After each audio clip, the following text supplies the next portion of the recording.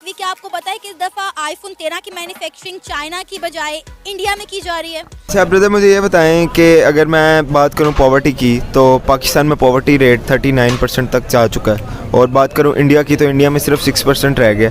किस तरह उन्होंने इतना कंट्रोल किया खुद को? इंडिया के आईटी सेक्टर की अगर हम बात करें तो उनके आईटी सेक्टर में ऐसी कौन सी पावर है जो उनको इतना ज़्यादा बूस्ट कर रही है? इमरान खान ने 1 करोड़ नौकरियों का वादा किया था, लेकिन मैं समझता हूँ कि 2 करोड़ से ज़्यादा लोगों को तो उसने बेरोज़गार कर दिया है। और अगर देखें नरेंद्र मोदी के साथ हमारे बहुत इख्तलाफात होंगे, I don't want to make it controversial, but still वो एक विजनरी बंदा है और उसने इंडिया को वाकई जो है वो एक न्यू हाइट्स पे लेके गया है। ब्रदर, क्या फ्यूचर देख रहे हैं आने वाले वक्तों में आप अपने मुल्क का पॉवर्टी के हवाले से? टू बी वेरी ऑनेस्ट कि अभी तो बहुत ही ज़्यादा नाउमीदी है, बिल्कुल होपलेसनेस है। हमें भी भारत से सीखते हुए काम करने की ज़रूरत है।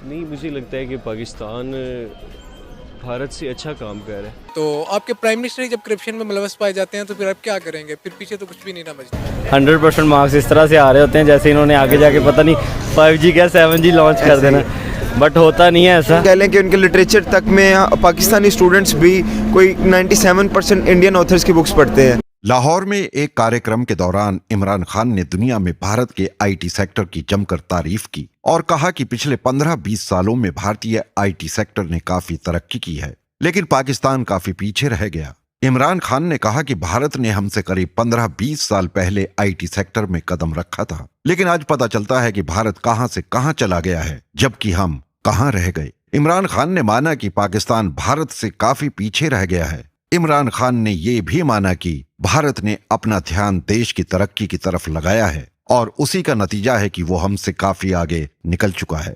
सिर्फ आईटी ही नहीं, चाहे रेलवेज हो या स्पेस, एफडीआई हो या मैन्युफैक्चरिंग या फिर इंफ्रास्ट्रक्चर डेवलपमेंट, हर एक फील्ड में पाकिस्तान का भारत के साथ अब कोई मैच नहीं है। आज के इस वीडियो में देखते हैं कि पाकिस्तानी जनता भारत की इन उपलब्धियों के बारे में क्या सोचती है। क्या आपको पता है कि इस दफा आईफोन 13 की मैन्युफैक्चरिंग चाइना की बजाय इंडिया में की जा रही है?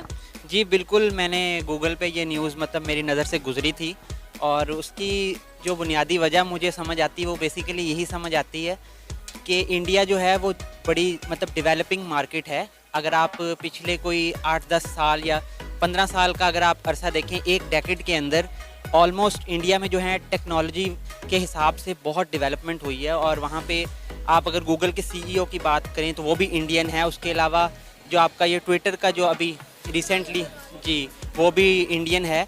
तो इंडिया में बहुत जो है ना जो है बूस्ट हुआ है टेक्नोलॉजी के लेके। अच्छा ब्रदर, मुझे ये बताएं कि अगर मैं बात करूं पॉवर्टी की तो पाकिस्तान में पॉवर्टी रेट 39% तक जा चुका है, और बात करूं इंडिया की तो इंडिया में सिर्फ 6% रह गया। किस तरह उन्होंने इतना कंट्रोल किया खुद को? किस तरह इतना डेवलपमेंट वहाँ पर हुई? इतना ग्रूम कैसे किया?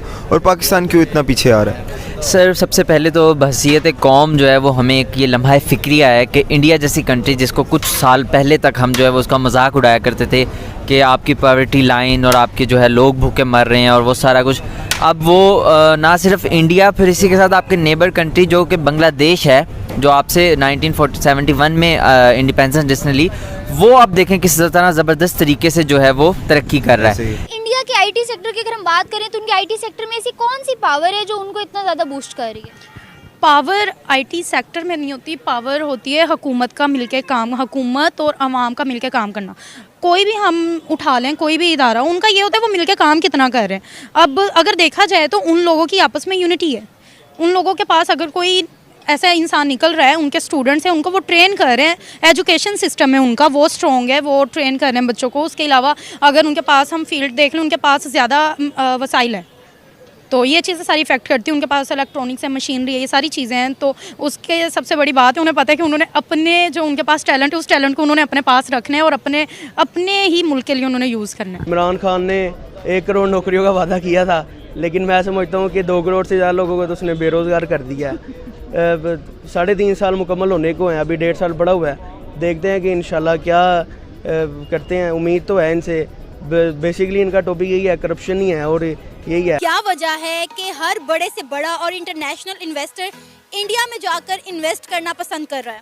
देखिए, इंडिया जो है ना बेसिकली वो एक बड़ा मुल्क है। अगर आप उसको in context to Pakistan compare करें तो ऑब्वियसली वो एक बड़ा मुल्क है, वहाँ की इकॉनमी बहुत जो है स्ट्रॉन्ग है। और अगर देखें नरेंद्र मोदी के साथ हमारे बहुत इख्तलाफात होंगे, I don't want to make it controversial, but still वो एक विजनरी बंदा है और उसने इंडिया को वाकई जो है वो एक न्यू हाइट्स पे लेके गया है और इसकी मिसाल हमारे सामने पिछले 4-5 सालों में नज़र आती है। हो गया। तो ब्रदर क्या फ्यूचर देख रहे हैं आने वाले वक्तों में आप अपने मुल्क का पॉवर्टी के हवाले से? टू बी वेरी ऑनेस्ट कि अभी तो बहुत ही ज़्यादा नाउमीदी है, बिल्कुल होपलेसनेस है। हमें भी भारत से सीखते हुए काम करने की ज़रूरत है। नहीं, मुझे लगता है कि पाकिस्तान भारत से अच्छा काम कर रहा है और मे भी उसके बराबर का ही काम कर रहा है। हम उतनी ही एनर्जी प्रोड्यूस कर रहे हैं तकरीबन, तो मुझे नहीं लगता कि हमें उससे कुछ सीखने की। तो आपके लिए में ये बात होगी कि 2022 में इंडियन टेलीकम्युनिकेशन इंडिया में 5G लॉन्च करने जा रही है और पाकिस्तान में अभी तक 4G के ही मसले नहीं सॉल्व हो पा रहे, तो क्या वजह, किस तरह इंडिया में टेक्नोलॉजी इतनी ऊपर जा रही है और पाकिस्तान इतना पीछे आ रहा है? वजह ये है कि वो लोग अपनी टेक्नोलॉजी के ऊपर फोकस करते हैं, जो कि हम लोग अपनी सियासतों के मसलों से ही नहीं निकल रहे। मीन्स के इतना एजुकेशन मीन्स लाइक अब मैट्रिक में तो जो बच्चे निकलते हैं वो उनके तो 100% मार्क्स इस तरह से आ रहे होते हैं जैसे इन्होंने आगे जाके पता नहीं 5G क्या 7G लॉन्च कर देना, बट होता नहीं है ऐसा। आलमी दुनिया में पाकिस्तान एक अच्छा कंट्री नहीं माना जा रहा, वो जस्ट इसी वजह से कि करप्शन दिन ब दिन बढ़ती जा रही है।